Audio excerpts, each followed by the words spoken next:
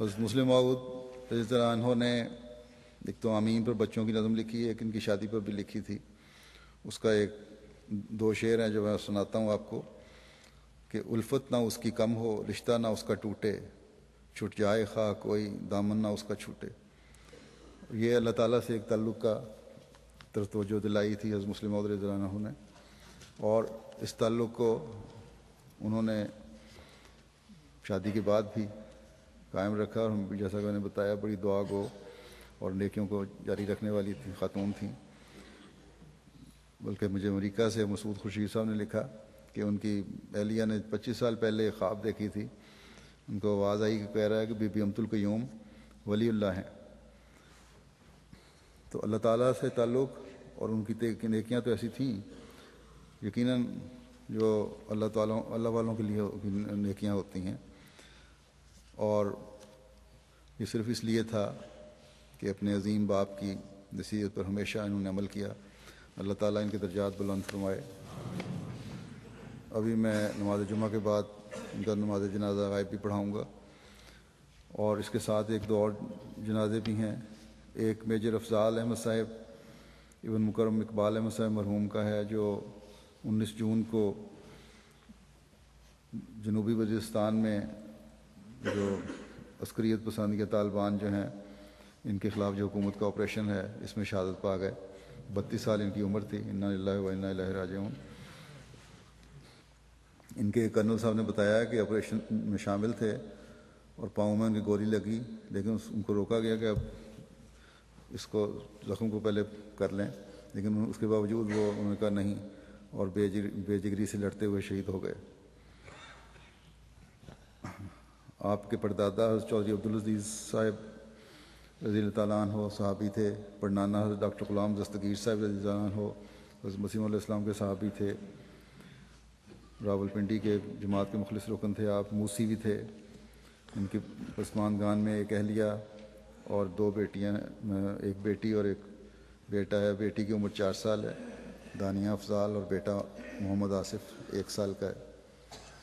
روا میں ان کی تدفین ہوئی ہے، اور فوجی اعزاز کے ساتھ فوج کے افسران بھی وہاں آئے اور دستہ بھی آیا جنہوں نے وہاں ان کی تدفین کی.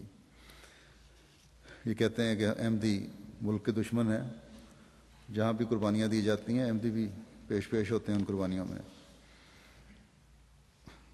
اور وزیر اعظم اور صدر صاحب کی طرف سے بھی پھولوں کی چادر ان کے چڑھائی گئی. تو اگر یہ ملک دشمن ہے تو پھر اپنے وزیر اعظم اور صدر کو پکڑو پہلے، اور پھر فوج کو پکڑو گے جو وہاں آئے اور انہوں نے پورے اعزاز سے ان کی تدفین کی. پھر ایک اور جنازہ ہے عزیز احمد جمال کا، جو محمد محسن صاحب مرحوم کے بیٹے تھے. یہ بھی 19 مئی کو روا نہر کے پکنک پہ گئے روا کے پاس. وہاں ڈاکوؤں نے انہیں لوٹا اور اس پر فائر کر دیا. ان کے سر میں 2 گولیاں لگیں، وہیں شہید ہو گئے. مرحوم 19 سال کی عمر تھی اور وقف 9 کی تاریخ میں شامل تھا اور موسی تھا. اللہ تعالیٰ اس کے درجات بلند فرمائے. بڑا خداوند الحمدیہ کا سرگرم رکن. اسی طرح کل کی ایک اطلاع ہے جس کی تفصیلات تو نہیں ہیں، لیکن بہرحال 2 شہداء ہیں جو کوئٹہ میں شہید ہوئے.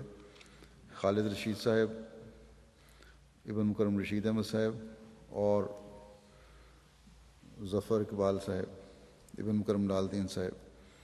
یہ ظفر اقبال صاحب ان کے پاس ملازم تھے.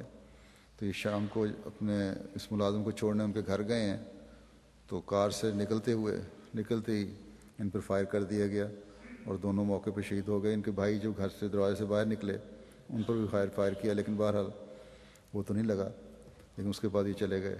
تو غالب امکان یہی ہے کہ یا یہ احمدیت کی وجہ سے ٹارگٹ شوٹنگ ہے، یا آج کل پنجابی اور بلوچی کا بڑا وہاں چل رہا ہے. ان کو تھریٹ بھی تھیں، احمدیت کی وجہ سے بھی تھریٹس تھیں اس وجہ سے. بہرحال یہ بھی کل 2 شہید ہوئے ہیں. اللہ تعالیٰ ان سب کے درجات بلند فرمائے، مغفرت کا سلوک فرمائے. ان سب کے جنازے بھی پڑھوں گا میں.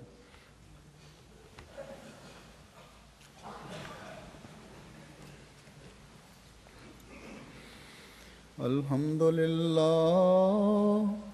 الحمد لله نحمده ونستعينه ونستغفره ونؤمن به ونتوكل عليه ونعوذ بالله من شرور أنفسنا ومن سيئات أعمالنا من يهده الله فلا مضل له ومن يضلل فلا هادي له ونشهد أن لا إله إلا الله ونشهد أن محمدا عبده ورسوله